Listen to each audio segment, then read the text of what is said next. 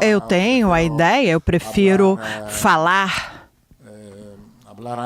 antes com os jogadores. Os jogadores já perceberão amanhã, de manhã. A outra pergunta é se eu sou ansioso. Se eu estou ansioso. Bem, ansioso. Sim, um pouco. O primeiro jogo deste novo desafio, e logicamente sim. Mas eu estou muito feliz por estar aqui, principalmente tenho muita emoção e acho que podemos nos sair bem. Boa tarde, Marcoelho de Equavisa, bem-vindo ao Equador. O último rival que ganhou do Equador foi exatamente o Brasil. Você trabalhou com muitos sul-americanos, enfrentou times. Que características você pode destacar do Equador acima de outros sul-americanos? O que você sabe do Equador? Bom, o time se saiu muito bem nessa fase eliminatória de qualificação, tem 23 pontos, é um time muito bem organizado. O Sebastião, o treinador, fez um excelente trabalho aqui, tem jogadores de nível mundial, como o Pancho, o Caicedo. Então, é um time que mostra grande qualidade. Nós sabemos quão difícil será o jogo de amanhã, mas eu acho que é bom competir com os melhores sempre e tentar ganhar. Eduardo Gabardo, da Rádio Gaúcha, de Porto Alegre. O senhor assumiu a seleção brasileira há poucos dias, mas por tudo que acompanhamos foi possível ver que o senhor fez muita coisa, né? Foi em 3 estádios para observar os jogos, a Granja Comari, ao Cristo Redentor, foi muita coisa. Eu queria lhe ouvir sobre este início de vida no Brasil, tantas coisas que já foram feitas e as suas impressões iniciais, tanto do trabalho, mas também da vida pessoal. Bem, eu gostei muito, sim. Pela primeira vez estou no Brasil, eu estive uma vez em Fortaleza para assistir um jogo, mas nunca no Rio de Janeiro, e eu realmente adorei o Rio. Sim, são muitas coisas, uma paisagem fantástica, o Corcovado, a recepção das pessoas, o futebol brasileiro, os estádios, tudo perfeito. Vamos ver amanhã. Ancelotti, boa tarde. Minha pergunta, Pedro Ramiro da Record, minha pergunta vai mais ou menos nessa linha. Quando você fecha os olhos, quando cierra os olhos e começa a sonhar, pensar na tua estreia, na tua passagem pela seleção brasileira, o que vem? Penso que eu considero que é algo muito bonito para a minha carreira, voltar aqui, estar aqui, treinar pela primeira vez uma seleção nacional e principalmente a seleção do Brasil, que não é uma seleção qualquer, é a seleção mais histórica. Então, eu considero mesmo que eu tenho muita motivação, muita emoção para fazer o máximo possível para tentar chegar ao objetivo final. Eu sinto muita confiança pelo que eu vejo, pelos jogadores e pela vontade que eles têm para vestir essa camiseta. E eu acho que é um país que incentiva essa seleção, que apoia, é algo muito importante ter um ambiente próximo, acolhedor, que quer o melhor para você. Então, eu acho que jogamos muito, né? Temos a preocupação de nos classificarmos logo para o Mundial. E eu gostaria realmente que saísse o melhor de nós. Professor, tudo bem? Boa tarde. Francisco, de Rádio TB. Obrigado pelo professor, eu adoro. Quando me chamam de professor, eu adoro. Bem, eu venho do Equador. Quando você destaca o Equador e faz uma análise do time, você diz que há jogadores muito importantes, como o Caicedo, Cacho e assim.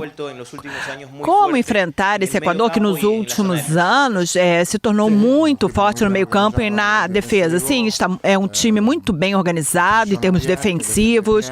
que defende bem, pressiona bem, que joga um jogo vertical. Então, eu acho que, como eu falei antes, logicamente é preciso fazer um jogo completo, tentar atacar bem, ter mobilidade para criar problemas para a linha de trás e ter um equilíbrio no campo para evitar o jogo direto que o Equador faz muito bem.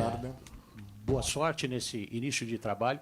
A seleção brasileira, nos últimos tempos, vinha vivendo um problema de credibilidade. A torcida um pouco distante. A tua chegada mudou um pouco isso, sob a perspectiva da tua história no futebol.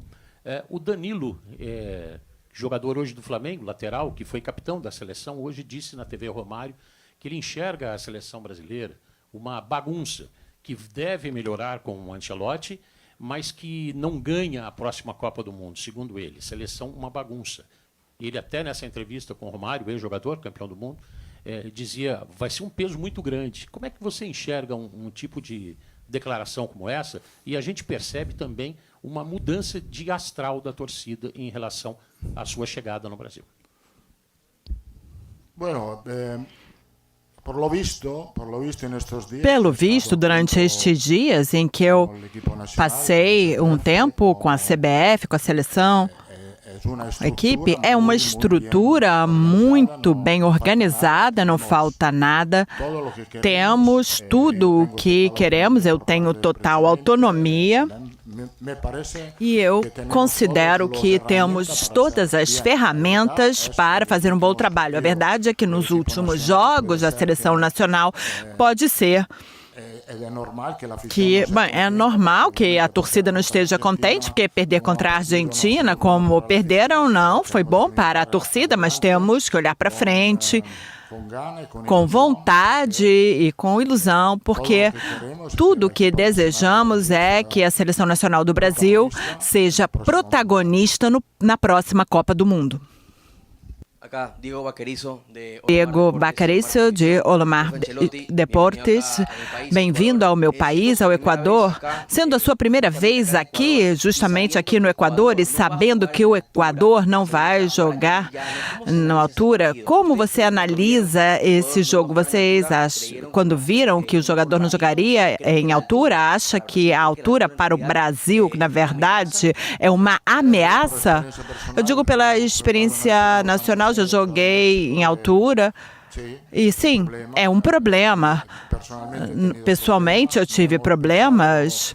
Não pensamos que vamos jogar contra um time forte, competitivo e é preciso brigar para tentar ganhar. Não pensamos que jogamos em Guayaquil e não em Quito. O que pensamos é só isso, de preparar bem o jogo e tentar fazer o melhor para nós. Não é a primeira vez que eu estou aqui. Eu estive em 93 também para a Copa América, se eu não me engano. Professor, Andréa Montalga, do Futebol e Diversão do Equador. Eu gostaria de saber se considera que está diante da melhor geração de jogadores do Equador. Temos o William Pacho, da Conference League, e está entre os melhores. Diante deste contexto, professor, que cuidado o Brasil tem que ter com a seleção equatoriana de futebol? Sim, eu acho que é uma geração muito boa, com um bom treinador. Logicamente, você pode ter jogadores que têm qualidades individuais excelentes, como Caicedo, Pancho, Hincapié, mas depois estão juntas. Eu acho que o treinador está fazendo um bom trabalho nesse sentido de equipe. Bruno Cassucci, do GE. Essa seleção tem muitos jogadores com quem você já trabalhou. A gente pode citar Casemiro, Vini, Richarlison. Mas eu quero falar de um jogador que é novo, até na seleção brasileira, que é o Estevão, jogador muito jovem. Você já o conhecia antes de chegar ao Brasil, e eu gostaria que você falasse as suas primeiras impressões do trabalho em campo com ele e também as referências que você teve, se você buscou informações com outros treinadores, com outras pessoas do futebol brasileiro, para se aprofundar mais sobre esse jogador. Obrigado. Sim, eu conheci o Estevão. Eu não tinha visto o Estevão diretamente, somente por vídeo e na televisão e eu vejo o que todos veem, que é um jogador com um talento extraordinário, especial, que é muito jovem, que tem que aprender coisas. O que eu conheci é o seu caráter, a sua personalidade, e eu acho que é um garoto humilde, bom, com vontade, com personalidade. E isso eu acho bom, mas eu sempre digo que com os jovens temos que ser cuidadosos, pacientes, e ele tem que ser paciente para buscar a sua posição. Logicamente, ele tem todas as características para ser um jogador muito importante para o futuro da seleção. Boa tarde, Mister Carolina Ávila. No último jogo, onde nós, como se referiam antes, que tinha perdido, foi a última vez, justo com o Brasil, mas houve um nome próprio na seleção, Alan Franco, que justo passou e teve que enfrentar muito o Vinícius Júnior. Como mudar isso para a seleção do Brasil, logicamente, e tentar evitar que certos jogadores, por exemplo, no caso de Alan Franco, que desde então não perdeu a titularidade da seleção. O que você quer saber? Na verdade, eu gostaria de saber como o senhor trabalharia para evitar essas coisas na seleção do Brasil. Logicamente que não esteve bem, mas não é o Brasil que nós costumávamos ver no seu momento e que hoje é preciso motivar a todos esses jogadores. Desculpem, mas eu não sei o que aconteceu com o Franco. Eu vou mudar a pergunta. Vou reformular a pergunta. Como motivar os seus jogadores para mudar e voltar a que seja o Brasil que na América do Sul e também no âmbito mundial estávamos acostumados a ver. E bem, para mim está claro. Eu acho que é preciso construir uma equipe formada com jogadores que sejam melhores, mas eu acho que a qualidade individual tem que ser conjunta para a construção de uma equipe. Eu acho que o Equador é um exemplo claro, como podem ser outros times que tiveram sucesso. Só a qualidade individual no futebol moderno não é suficiente. É preciso incorporar a qualidade individual, como falamos sempre, o sacrifício, o compromisso, a atitude. Eu acho que o jogador brasileiro tem sorte nesse sentido, porque eu acho que a camisa do Brasil pesa muito.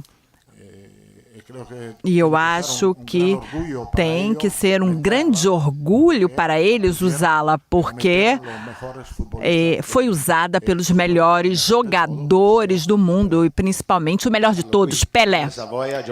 Aqui, jornalista e capitão, é um prazer encontrá-lo.